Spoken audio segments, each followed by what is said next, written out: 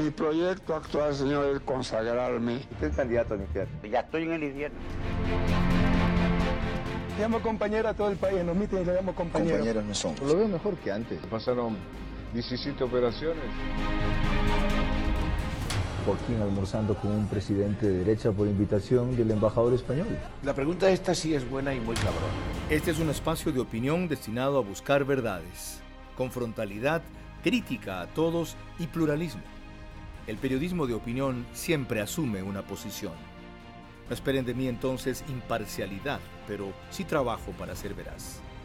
Mis opiniones no comprometen ni representan a Canal 1. Yo respondo por ellas.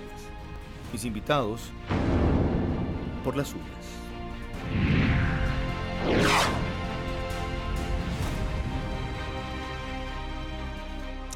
Bienvenidos televidentes de Canal 1 en señal abierta a través de todas las cableras del Ecuador y en el mundo entero por Facebook Live de Noticiero 1. Por primera vez desde el 2009, hace 10 años, hay un CNE constituido por 5 fuerzas distintas luego de estar integrado por 3 sirvientes del Ejecutivo, Simons, Paredes y Pozo. Pero las grandes expectativas que este generó han terminado en dudas primero y en críticas después, hasta llegar hoy a serios cuestionamientos. La principal responsabilidad está en quiénes y cómo completaron un CNE transitorio con la mayoría de sus miembros ignorante en la materia.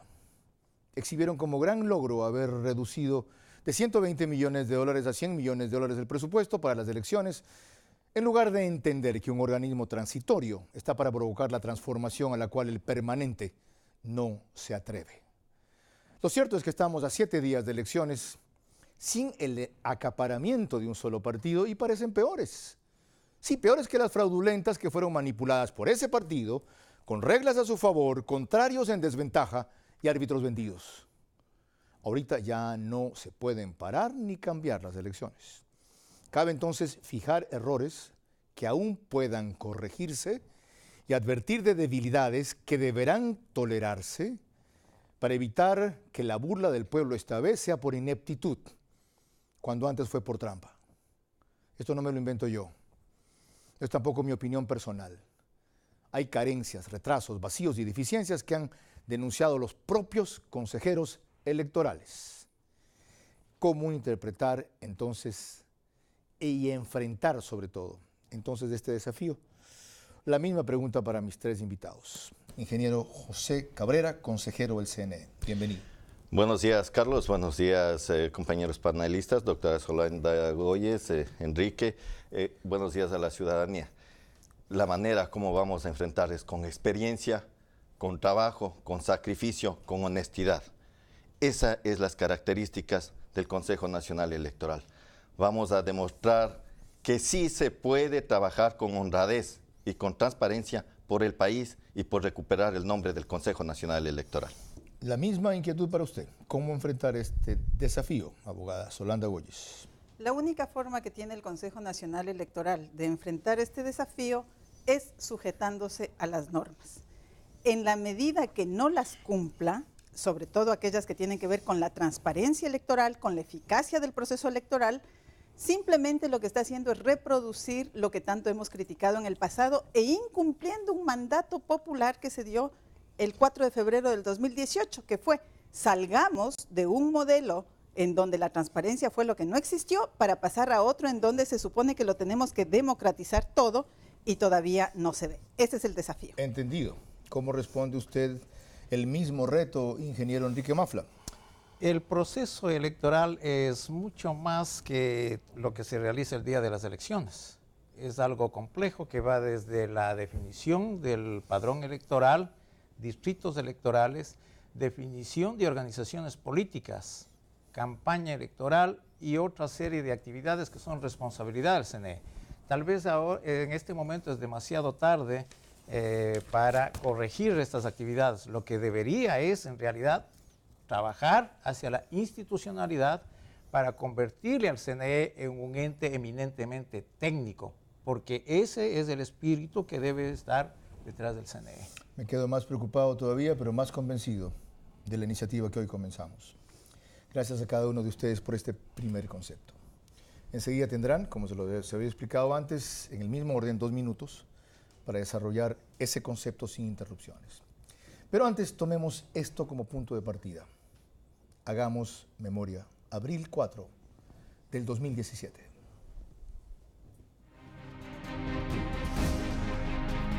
Con el 99,65% de total del escrutinio, el Pleno del Consejo Nacional Electoral puede informar al país los resultados oficiales irreversibles de las elecciones presidenciales de la segunda vuelta electoral. En primer lugar, el binomio del movimiento Alianza País, integrado por Lenin Moreno y Jorge Glass, con 5.057.149 votos correspondientes al 51,16%. En segundo lugar, el binomio de la Alianza Suma Creo, integrado por Guillermo Lasso y Andrés Páez, con 4.827.753 votos correspondientes al 48,84%. Garantizamos de forma total y absoluta que ambas organizaciones políticas presenten objeciones, impugnaciones y apelaciones por los canales institucionales y legales propios de un Estado constitucional de derechos y justicia.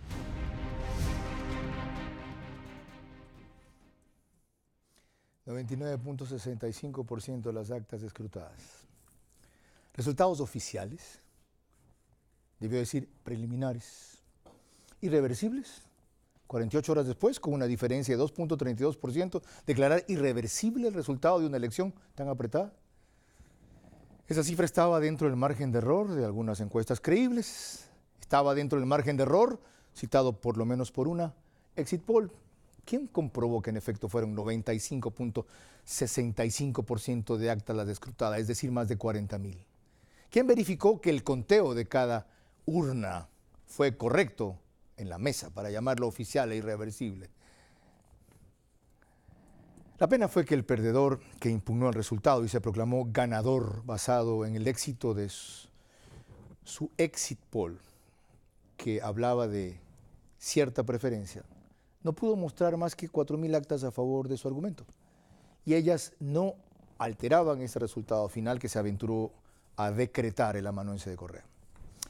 ¿Cómo asegurar ahora que este o nuevos vicios o movidas ilegales o fraudulentas no se repitan esta vez? Consejero Cabrera, tiene usted sus 2 minutos sin interrupciones para exponer su visión principal. Gracias, Carlos.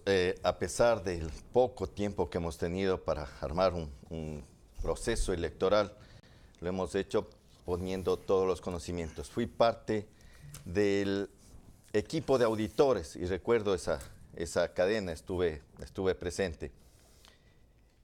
Nosotros, esa experiencia vivida en el país fue la que nos motivó a muchos de los auditores, entonces como mi compañero Enrique, que peleamos y reclamamos por la transparencia del proceso electoral. Por eso estoy aquí, no por cuestiones de buscar ventaja política o económica o personal.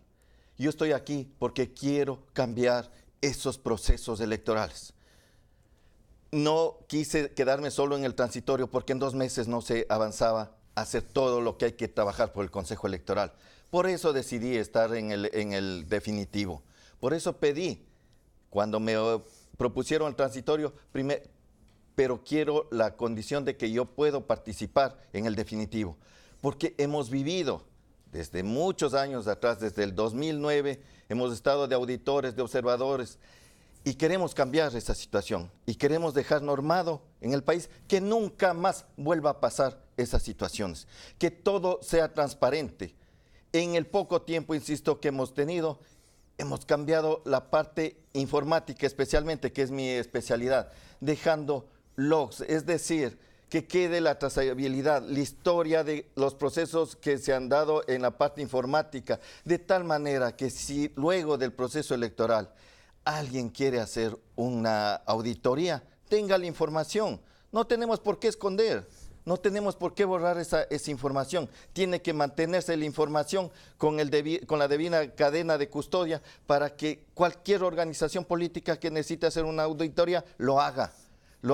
Tener los respaldos para un caso, una contingencia. Hemos contratado a CNT para el plan de contingencia, una empresa ecuatoriana con tecnología de punta, Carlos. Bien, sus 2 minutos concluyeron. Luego podrá en la entrevista individual ampliar esto y responder mis primeras inquietudes. Encantado. Sus 2 minutos, Solanda Goyes. Abogada, respecto a lo mismo, ¿cómo enfrentar este desafío? Bueno, yo creo que hay hechos que ya están consumados y que no se pueden arreglar, que eso sí requiere auditorías ex post.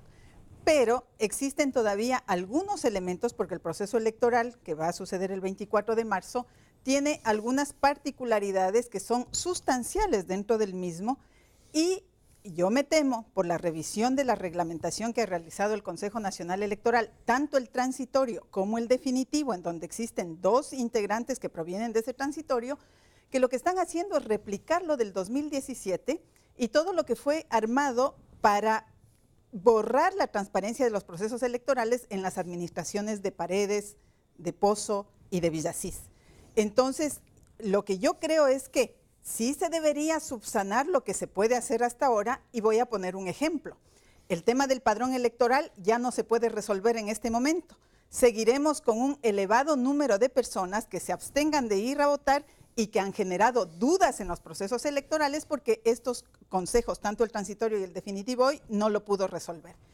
Pero adicionalmente vamos a la parte que tiene que ver con la seguridad de los datos informáticos, de los datos electorales y también del conteo de los votos el día de las elecciones. Allí se sigue manteniendo la reglamentación y los instrumentos que se diseñaron en el pasado en procesos electorales tan cuestionados para este proceso electoral del 24 de marzo. Lo deseable era que cambiaran en la reglamentación y en las reglas del juego justamente para impedir en esta ocasión que vuelva a suceder aquello que generó tanta duda en el pasado. Y me refiero, por ejemplo, no se ha emitido el tercer acta como tal, se ha cambiado el nombre, pero sigue siendo un resumen de resultados cuando el artículo 127 del Código de la Democracia dice claramente que tiene que ser un acta. Allí tenemos problemas graves. Ya, en un acta... Sus 2 minutos concluyeron. En la entrevista individual luego podrá completar este elemento tan preocupante que usted acaba de señalar. Sus 2 minutos, ingeniero Enrique Mafla, sobre cómo enfrentar ese desafío, más aún después de lo que usted con franqueza acaba de advertir. Para evitar utilizar únicamente llamados a la fe, ¿no?, de funcionarios como el señor Pozo, deben implementarse tecnologías que nos permita a los ciudadanos, a los candidatos, a todos los actores interesados en el proceso electoral, constatar que en realidad los resultados son el fiel reflejo de la voluntad popular, porque ese es el principal fundamento que debe guiar al CNE. Nosotros tenemos, ya limitándonos únicamente al día de las elecciones y al proceso de escrutinios en particular, 2 fases. La primera fase del escrutinio se realiza en el mundo físico, en cada junta receptora del voto. Nosotros, los ciudadanos, tenemos la oportunidad de vigilar la integridad de esos votos y del resultado en cada junta, porque podemos verificar que esa urna está vacía, que durante el día de 7 de la mañana a las 17 horas no han entrado votos ilegítimos, no han sido manipulados los votos y no se han sacado votos. También podemos vigilar que a las 5 de la tarde se contabilizan únicamente los votos que deben contabilizarse. Eso sucede en el mundo físico y se producen 40.000 actas, en una por cada una de las juntas receptoras del voto. Luego el proceso continúa en el sistema informático. Y para la mayoría de ciudadanos, si no para todos, esto es una caja negra. Y ahí debemos recurrir a la fe, que todo está haciéndose bien.